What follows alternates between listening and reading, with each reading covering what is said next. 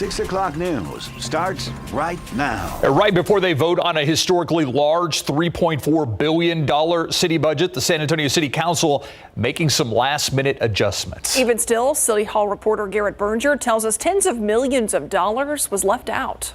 He joins us live now from City Hall. Garrett, what did make the cut in all of this? Well, after some discussions yesterday and today, City Council members and city staff seem to be on the same page on about 16 or 17 different amendments, but there were originally a lot more. Now, the problem is it was more than $45 million worth of asks over 2 years. Staff said they only had about $5.6 million in the general fund to use, plus a bit more out of a transportation-related fund. Now extending the city pool season, giving more money for the MLK March, and an extra sidewalk repair crew all made the cut, though.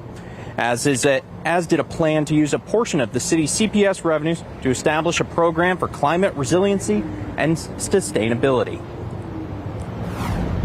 The fund has a dedicated funding source. That would be a portion of our CPS revenues, the portion that comes from the STEP program. It's approximately $10 million a year. Unless a future council changes it, it looks like this could be in perpetuity.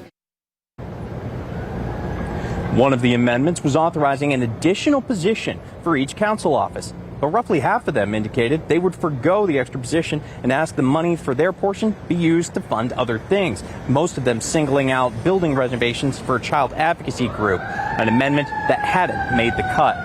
Now, we are still waiting to see what council will do about roughly $50 million in extra CPS energy revenues.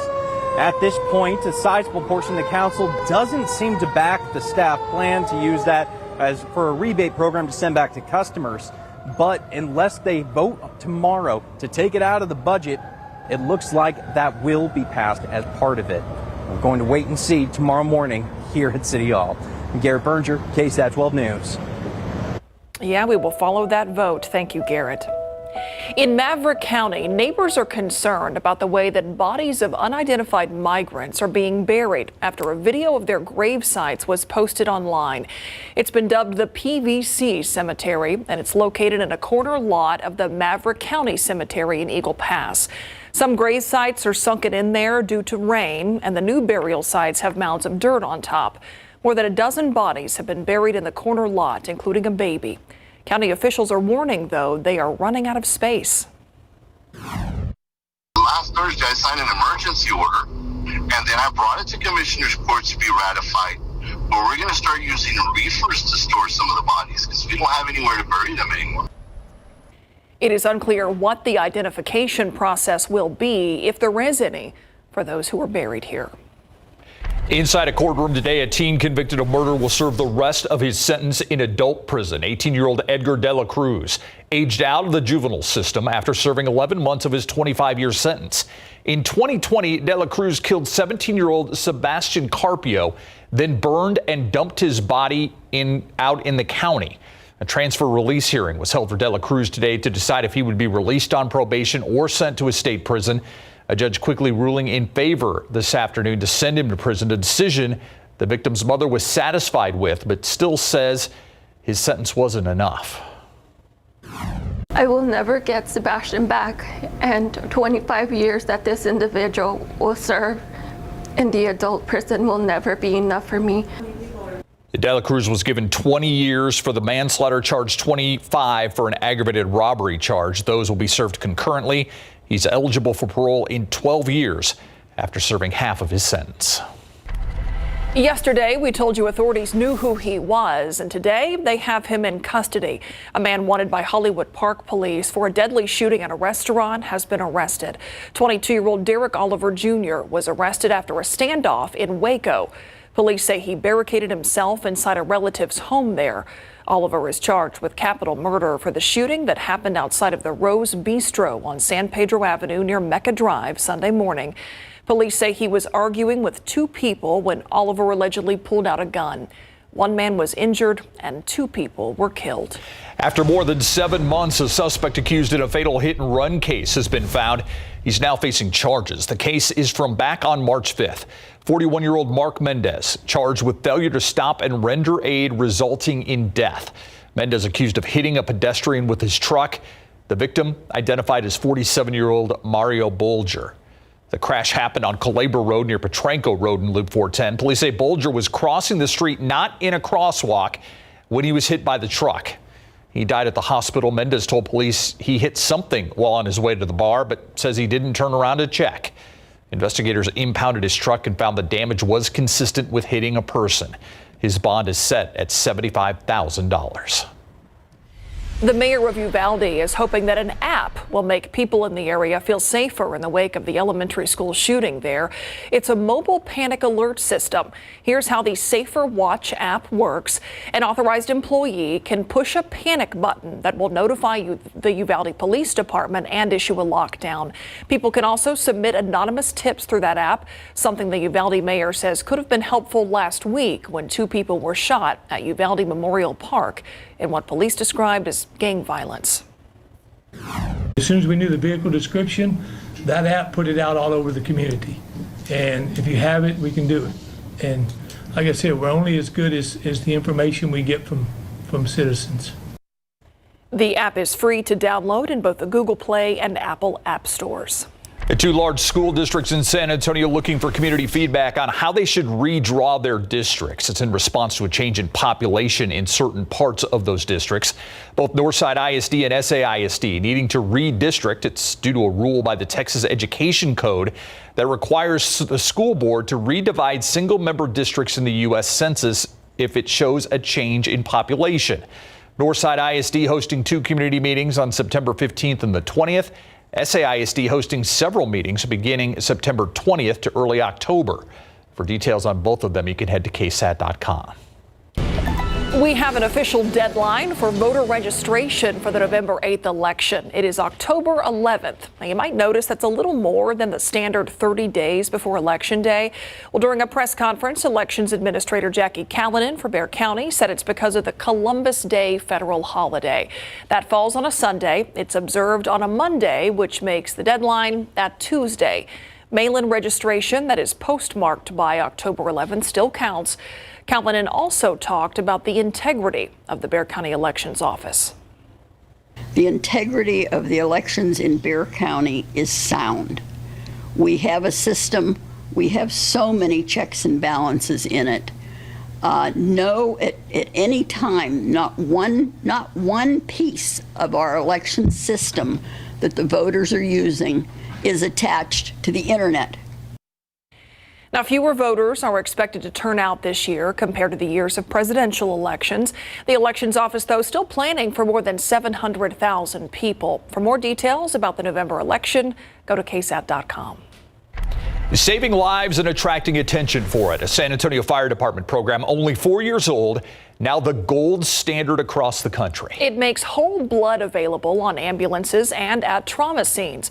Courtney Friedman tells us about the big milestone the department just hit and why that's important for their very first patient. 3 years ago, Tiffany Kieschnick was inside this car. I went to the gas station to pick up an IC and ended up having a stroke on my way home, and I flipped my car into a ditch. San Antonio EMS had just begun carrying whole blood to trauma scenes to allow for immediate transfusions. Had they not had whole blood on that ambulance, I was not going to make it. Kieschnick was the very first patient to receive whole blood in the field, not just in San Antonio, but in the nation. SAFD created the program. When I came up as a paramedic, the only thing we could do was start IVs. Now, Fire Chief Charles Hood says his crews have just administered the 1,000th unit of whole blood in the field. This is one of the 8 units that carries this whole blood on board. They either can drive this out to a crime or an accident scene, or they can administer it right here in the ambulance. The blood kept in a rigorously tested cooler, keeping the blood viable for the whole 24-hour shift. If you touch it, it's actually kind of cold, right? So you don't really want to put cold fluid, especially this cold, into someone's body. All right, so we have a warmer that we use here. The blood will run through the tubing and into the warmer here. SAFD engineers Roy Zamora and Samuel Guzman say the whole process can take just 5 to 10 minutes. I've been in contact with the outside agencies, as well as the Department of Defense. We've had some relationships with the military, so it's really gone global at this point. EMS medic officer Lieutenant William Bullock has taken calls from Austin, Seattle, even New York City, asking for training. I'm glad that, my story got out there and it got more people to jump on board. Knowing that she was the first of so many that will be saved. Courtney Friedman, KSAT 12 News. During Hunger Action Month, we want to highlight the importance of the San Antonio Food Bank and the services they provide. Today on KSAT.com, we hosted a KSAT community town hall alongside the food bank. One of the guests, a single mother of 3 who has used the food bank. That inspired her and her children to organize their own food drives on the east side where she lives. She says it doesn't matter what your background is. Everyone can use the help. The truth is that there are no requirements. It doesn't matter what social status you come from or, whether you're working or not working. With these times, everybody can use a little help. If you missed today's town hall, you can watch it right now on KSAT.com. There you can also get more information about Hunger Action Month and how you can help. Let's take a look outside with live cam right now. Just in case you missed it, it is Hunger Action. Yes. Right? Okay. So outside right now, not too many clouds out there. And I took a peek over here at radar. Not too much action there either, Adam. No, last hour at 5 o'clock, we showed a few showers over near Concan. And that activity, you see it dissipating over the past 60 minutes. We had a little bit out there. That was it for today. Nothing otherwise, and just sunny and clear out there right now. I do think we'll have a few popping up on the radar screen the next couple of days. As for our temperature today, 92, the updated high temperature. That's 2 degrees above average. The record being 99, set back in 2011. And notice that average low of 70 degrees. I think soon we're actually going to be dipping below that a little bit. 89 right now, by 8 o'clock, 85. 10 o'clock, we're at 81 degrees and a clear night. Not overly humid either. The humidity is going to be kept at bay. So we'll talk about the coolest reading since late May that we're expecting, along with a space station flyover you'll be able to see this evening coming right up. Thank you, Adam. The doors of Westminster Hall now open to mourners wanting to pay their respects to the late Queen Elizabeth II. How the U.S. is paying respects from overseas. What if we could predict the next peak of COVID cases in your neighborhood? That's the goal behind a recent study. See how it involves the weather forecast? Let's take a look outside right now with traffic situation. 281 Loop 410, the interchange there. You can see it's pretty slow going. Folks getting off of 281 onto 410. And what awaits them down there on the main lane, slow going as well. Typical scene this time of day at this interchange.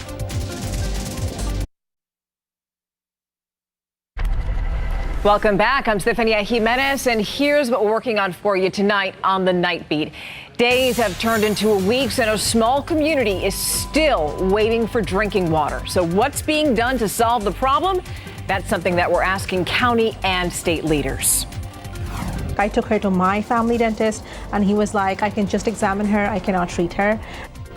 It's a struggle for some families in San Antonio, but how a new clinic at UT Health aims to meet their loved ones' needs. Those stories and a lot more tonight on the Night Beat. All right, thank you, Stefania. The newest subvariant strain of COVID, BA5, is spreading throughout the United States, and that's the bad news. Yeah, the good news is there's a new booster for it, and there may be a way to predict the spread of it in your hometown. Ursula Perry reports new research may make localized early COVID warnings a reality. Just when we thought we had COVID beat, it comes right back. Different strain, different symptoms. The reality is that we're learning to live with COVID. For the past 2 years, scientists have been using data and computers to predict where the virus will spread next and how many people may get sick. Now scientists are testing a new method of forecasting COVID that could help cities prepare information that is localized, much like your daily weather forecast. If you're looking at the weather, you would not like to know the weather for the United States. You'd like to know the weather for your surrounding area. The researchers use artificial intelligence to forecast the spread of the disease. Compared with other current methods of forecasting COVID, the AI model predicted COVID cases that were closest to the actual numbers. Scientists say with the machine learning model, local experts anywhere in the world would be able to more accurately predict the number of people who would get sick, as well as the number of hospitalizations and the number of deaths. One of the most useful things we can do is start working on giving people useful tools to understand how the disease will impact their life. And a new tool was just made available this week. The new updated COVID booster is now available in San Antonio for anyone 12 years old or older. If you want to know where you can get one, just go to our website, KSAT.com. Ursula Perry, KSAT 12 News. All right, let's talk about the forecast right now. I can't help but notice that it seems quite a bit cooler out there right now than it has been the last couple of weeks. Yeah, we're already under 90. I know. At 617. What is this? We like fall? this Let's trend. do I know. this. Let's do this thing. This is crazy. Yeah. Right? Pinch us. Yeah, wake up from this dream, right? No, this is great. It's because there's a lack of humidity out there, and that's what we're noticing and feeling. And that lack of mugginess, I think, is going to really help us out later on tonight. We have a lot to talk about. Not too humid, of course, we're feeling that right now. And it's not going to really increase a whole lot overnight. That means a cooler night, actually a little below average for this time of year, and a space station flyover visible later on this evening. I'll give you those details in just a moment. First, let's talk temperatures. And tomorrow morning, we're expecting 68 degrees for the low temperature. Should that verify, that would be the lowest reading in San Antonio since May 26th. So that's pretty significant there, but it's not going to last very long because notice how those mornings get back up into the mid-70s pretty quickly. Looking across the state, you can tell where we have some rain right now. Amarillo 76, even Guyman, Oklahoma at 75. You get to Midland 83 and Alpine 64 degrees. That's because of a few hours of rain and showers and extra clouds that have been going on in parts of West Texas. Elsewhere right near 90. Victoria 89, Kennedy 88.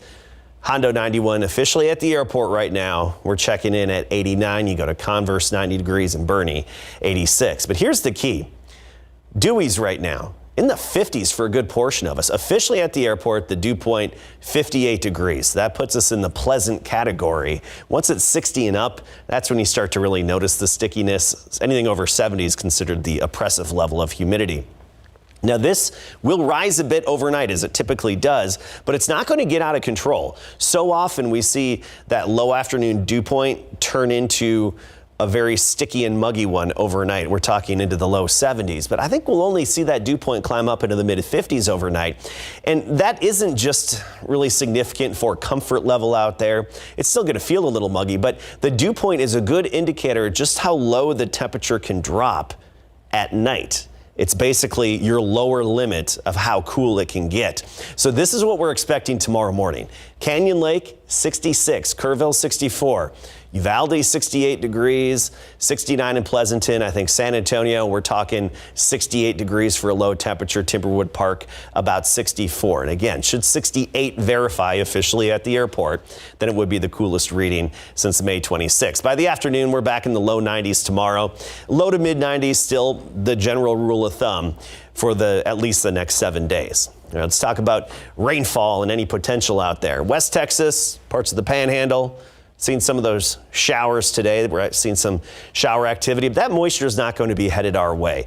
That's going to be dissipating by sunset, and even that cloud cover is going to be pushed northward. So I do anticipate good viewing for the space station flyover later on this evening. Yes, space station flyover. You look at the visible satellite. Some patchy clouds, but that's it in our neck of the woods. And those patchy clouds, they dissipate, they disappear by sunset. And the flyover is going to be shortly after sunset. I mean, we're talking, it starts at 8:29 p.m. and it ends at 8:36 p.m. So set your alarm for 8:29 p.m. or a few minutes before. It's going to appear 10 degrees above the horizon in the southwest. Get up to about 80 degrees above us for the max height. So that's almost directly overhead, so pretty high above the horizon. And with the clear skies, good viewing. It's only going to last 7 minutes, starting at 8:29 p.m. So get out there and check it out. It looks like that very bright light that just moves steadily across the sky. 68 in the morning tomorrow. Kind of a refreshing morning relative to what we've been experiencing, and that's 2 degrees below average. 75 in the afternoon, or I should say by 9 a.m. Into the afternoon, we're in the lower 90s. 93 degrees the high temperature by 4 or 5 p.m. with that 10% chance of a shower. So just a stray, highly isolated pop-up shower or two, kind of like what we've seen the past couple of days. And that's going to be the case Friday into Saturday, the 10 to 20% chance. And then Sunday through next week, we're looking drier. We're going to talk about what kind of weather patterns are going to be setting up then and why we're going to be dry next half hour, along with an update on the new tropical depression next half hour. Okay, we'll see you then. Thanks, Adam. All right, I know they're called the Road Runners, but last weekend they were the Road Warriors. Can they do it again? Yeah, it's got tough back-to-backs here. Yeah. Army first, now Texas in Austin. When we come back, what is Jeff Traylor's assessment? Or in this case, he's going to give us a scouting report on what he's up against in UT. And what is Steve Sarkisian's warning to his players when we come back?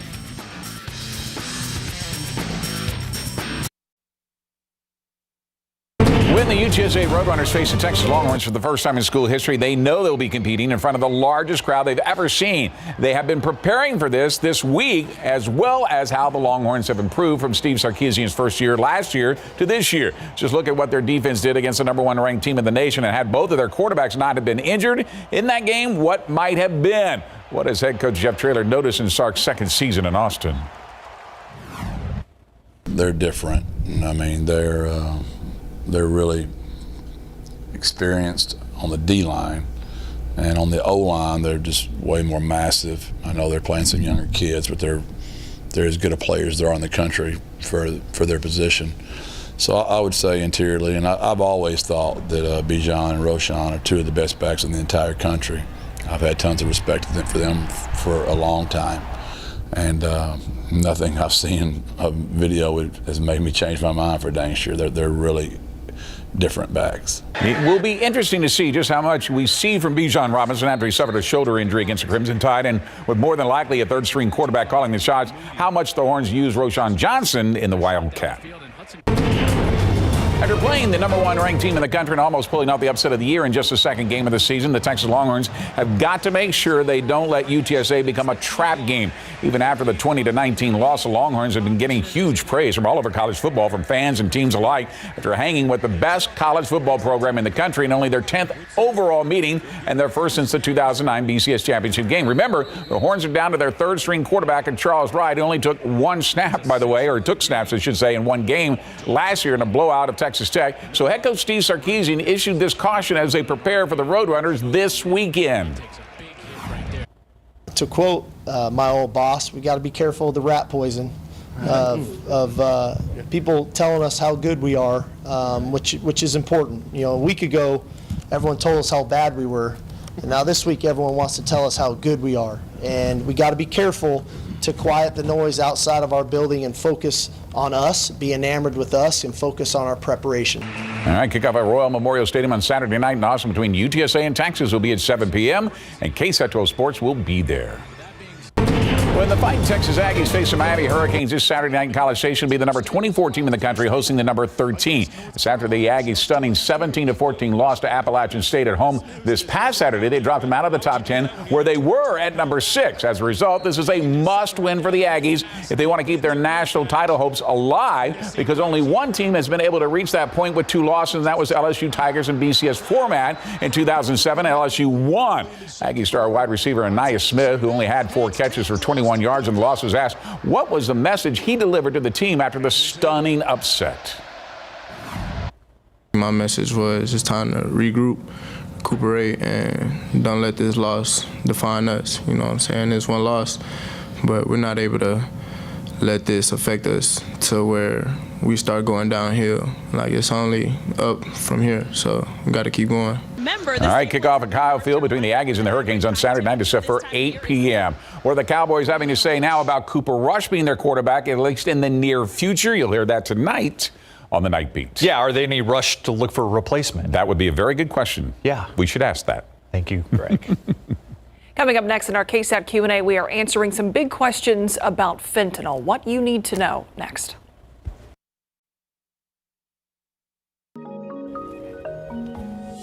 There is an epidemic out there. Deaths from fentanyl. We are seeing it across our viewing area, and indeed we're seeing it across the country. Avita Maureen is the CEO from Rise Recovery. She joins us for this Q&A. Avita, always a pleasure to see you.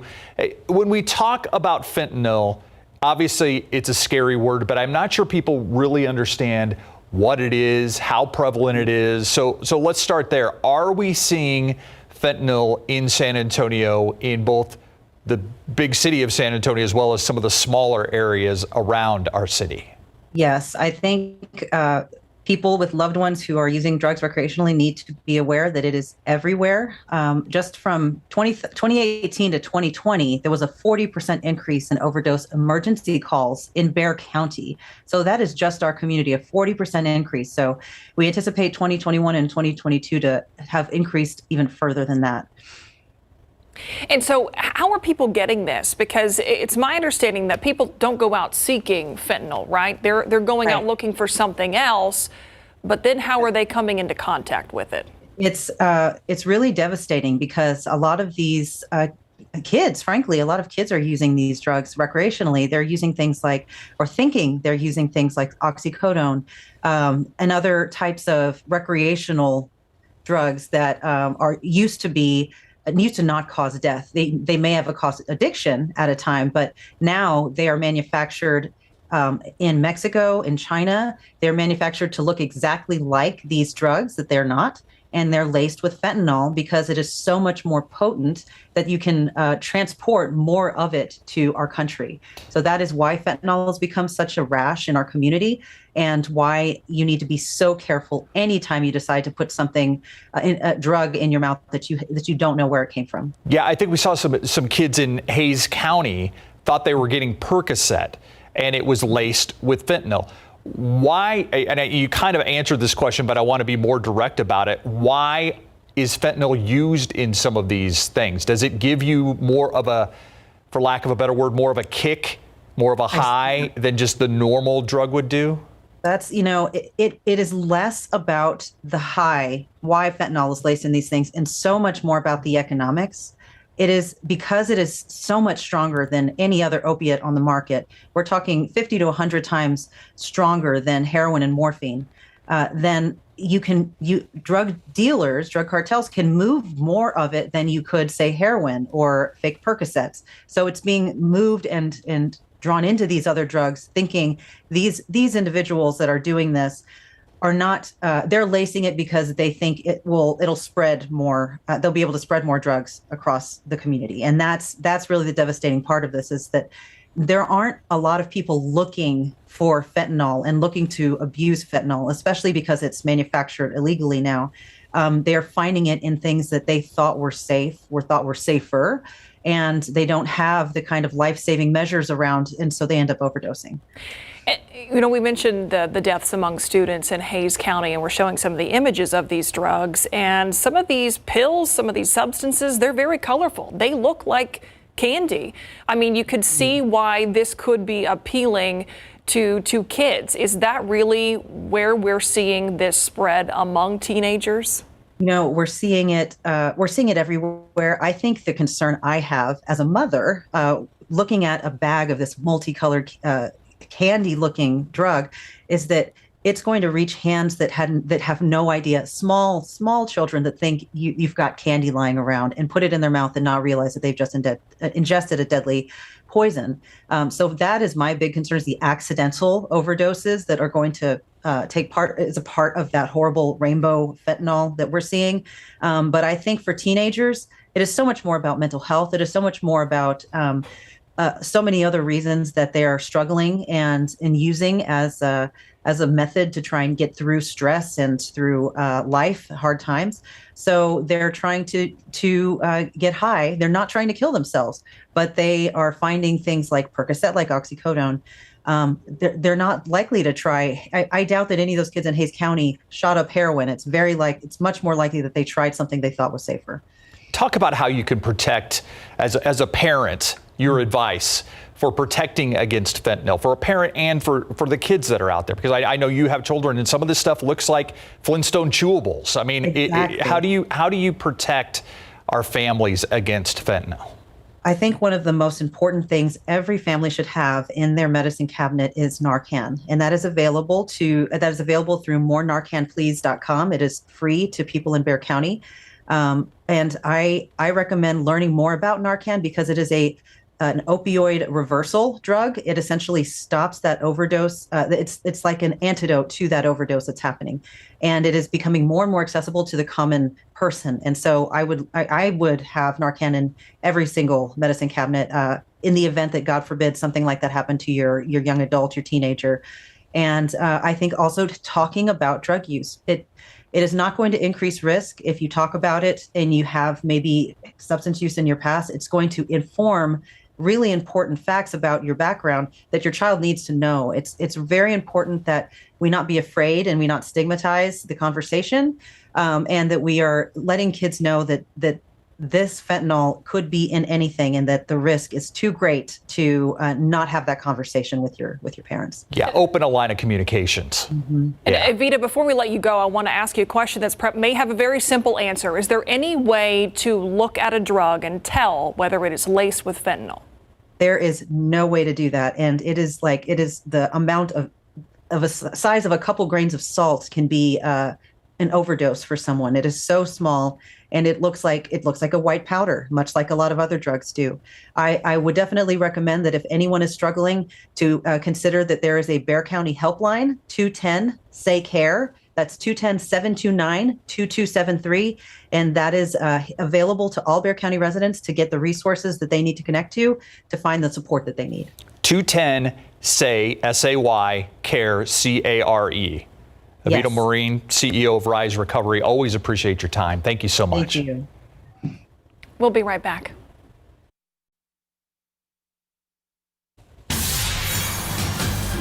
The White House says President Biden called King Charles III today to offer his condolences. That call comes as the new monarch and the royal family, in a symbolic and literal act, handed off the Queen to the country for her upcoming state funeral. Thousands were out in the streets, many seen wiping away tears as the coffin was carried from Buckingham Palace to Westminster Hall, where she now lies in state until Monday. The King, Princess Anne, Princes Andrew and Edward were steps behind the coffin. The first of the mourners now streaming in to pay their final respects. Officials telling those waiting in line they could wait up to 30 hours for their turn. The defense team in the trial of Parkland school shooter Nicholas Cruz abruptly rested its case today. That led the judge to reprimand their lack of professionalism. The team was expected to call 80 witnesses. They only called 26. The move caught prosecutors off guard. They told the judge they weren't yet ready to proceed with their rebuttal, prompting the judge to call the defense team's decision a waste of everybody's time. Your Honor? Yes. At this time, the defense rests. This is the most uncalled for, unprofessional way to try a case. You all knew about this, and even if you didn't make your decision till this morning, to have 22 people plus all of this staff and every attorney march into court, be waiting as if it's some kind of game. The rebuttal by prosecutors will begin September 27th. Closing arguments would follow in early October.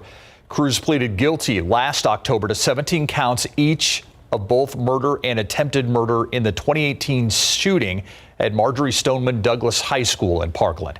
A jury is now debating his sentence. Prosecutors are requesting the death penalty. Cruz's defense team asking for life in prison without parole. Look outside with live cam right now. No real rain out there, but hey, temperatures we can't argue too much with. No, it's going to be actually a nice night ahead of us. You notice the lack of mugginess in the air, and that's really going to stick around for a good portion of the night, which I think bodes well for morning low temperatures. We'll get into the specifics in a bit, but this evening, 89 right now, by 8 o'clock, 85, 10 o'clock, 81. Then we're in the 70s, and I even think some 60s tomorrow morning. We'll get into those specifics and have a tropical update. We have Tropical Depression 7 in the Atlantic, that path in just a bit.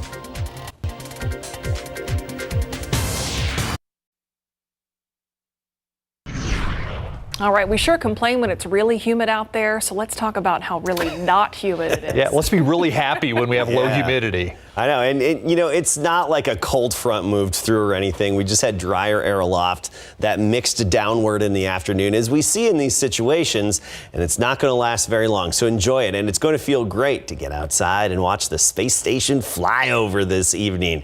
It looks like a really bright light that's just steadily moving across the sky. You can't miss it once you see it. It's not a quick flash, and it's not blinking.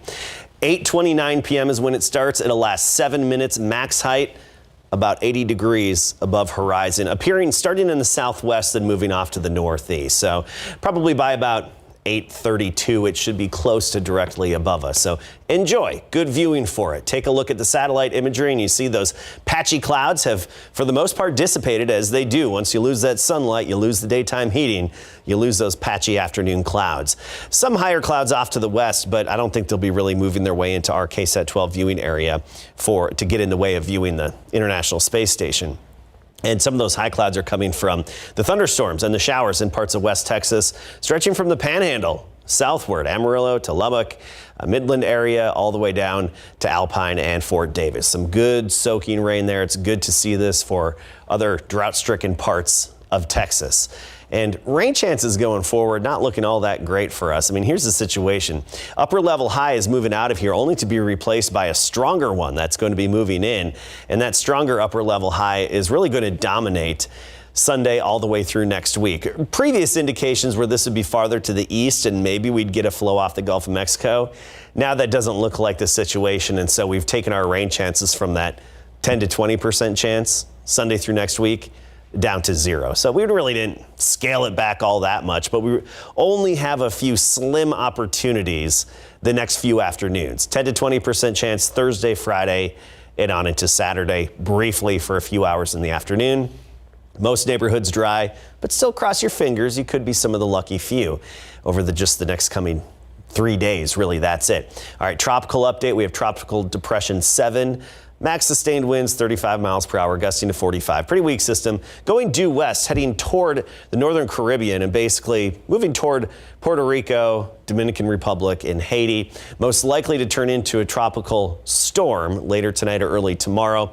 But through Monday, it should be somewhere near Dominican Republic and Haiti, or maybe even over it, as a tropical storm or a tropical depression, and then likely to make that bit of a curve northward. But right now, no threat to anywhere in the United States, and forecasted to remain a fairly weak system, maybe just tropical storm strength, at least for the foreseeable future. Today, 92 our high temperature. The average is 90, but the record 99 set back in 2011, and the average low is 70. I think we'll be dropping below that tomorrow morning. So let's talk about it. Currently, we're 82 Rock Springs, 87 in Kennedy, Cotulla 92, 89 officially at the airport in town, Stinson on the south side at 91, but dew points in the 50s. This is part of that refreshing air that we're feeling, that lack of mugginess out there. Most of our dewies are in the mid to upper 50s. And yes, they will be climbing a bit overnight, but not a whole lot to really keep our temperatures above average for the morning. So the dew point, it doesn't just tell us, how comfortable it's going to be in terms of mugginess, but it's also an indicator of how low the temperature can go at night. So by tomorrow morning, we typically hit our low temperature early in the morning around sunrise.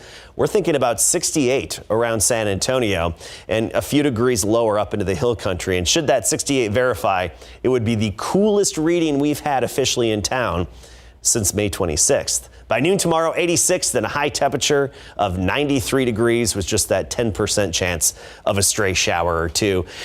Just sunny and dry, but noticeable humidity Sunday through next week, mid-90s then. Okay, thank you, Adam. In case you missed it, it's coming up next.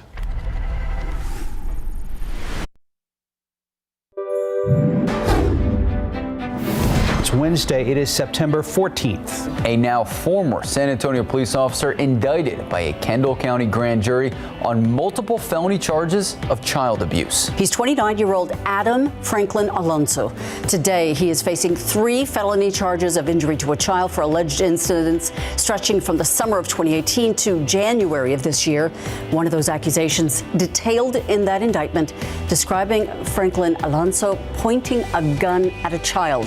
Franklin Alonso was fired by SAPD in June, months after the department became aware of the allegations in Kendall County. A man is dead following a hit-and-run crash. It happened a little after 2:30 this morning on Loop 410, not too far from Ingram Park Mall. Police said the man was walking across the westbound lanes of 410 when he was hit by two vehicles. Both of those drivers did not stop to help. The man died at the scene. So far, no arrests have been made. Hundreds of migrants on the streets of El Paso, Texas. They were released by Border Patrol because processing centers and shelters are full, but without anywhere to stay. But they're having a lot of trouble finding showers and finding bathrooms. Now, migrants have encountered Good Samaritans across El Paso. They drop off food, clothes, and a lot of essential items. Some businesses even letting them use their bathrooms. Imagine having your own 150-million-year-old dinosaur skeleton in your own living room. This fossilized iguanodon skeleton is named Zephyr, and it's going to hit the auction block in Paris next month. Get out your credit cards. The bidding is scheduled for October 20th, and it's expected to go for about $500,000.